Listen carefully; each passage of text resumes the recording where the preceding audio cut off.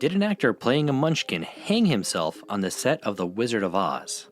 I'm just gonna warn you, this one gets dark.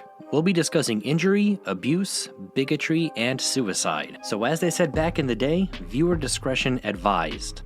The 1939 feature The Wizard of Oz is considered one of the greatest film achievements of its time. Filmed in glorious Technicolor! But the set was infamously plagued with problems. Buddy Ebsen, the actor originally cast as the Tin Woodsman, experienced a reaction in his lungs due to the aluminum dust in his makeup. He had to be hospitalized, then he was fired from the production and replaced by Jack Haley. Margaret Hamilton, who played the Wicked Witch, suffered burns to her face and right hand during her scene in Munchkinland. She spent weeks in the hospital recovering.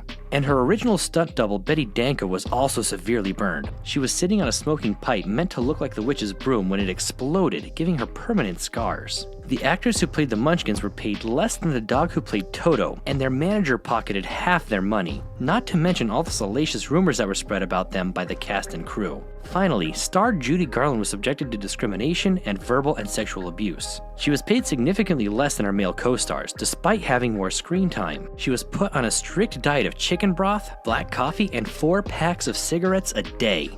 And she was forced to take stimulants that may have eventually led to her lifelong problems with drug addiction and eventual death by overdose in 1969. But today, we're going to talk about a particularly dark rumor regarding an alleged suicide on set. First, I'm happy to say that at least this story is untrue.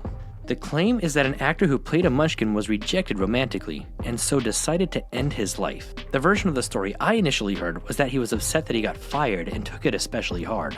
This rumor gained notoriety after the 50th anniversary VHS re-release of the film in 1989. This urban legend floated around for decades, with an additional rumor that the hanging actor was edited out of the 1989 release. It was bolstered in 2011 after a YouTuber with the username Suicidal Munchkin uploaded what they claimed to be footage including the hanging Munchkin from a prior VHS release. This footage is a hoax. We know this for the following reasons. First, no home release of the film before this or since has the hanging corpse. Second, movies are filmed out of order, and none of the actors playing the Munchkins arrived on set until after this scene was filmed. If you look closely at the real shot and rewind a couple of seconds, we can see that the silhouette is actually that of a large bird. The filmmakers wanted the background of the woods to seem more alive by adding some animals, and in 1938 you just couldn't add them in post-production. So a bunch of animals are brought in from the Los Angeles Zoo to fill in the background, including this bird. It's really important that topics like abuse, mental health, and dangerous working conditions are taken seriously. When false rumors like this are spread, it casts doubt on real problems in the workplace. Besides, enough bad stuff happens in the world that it's just not necessary to make up more.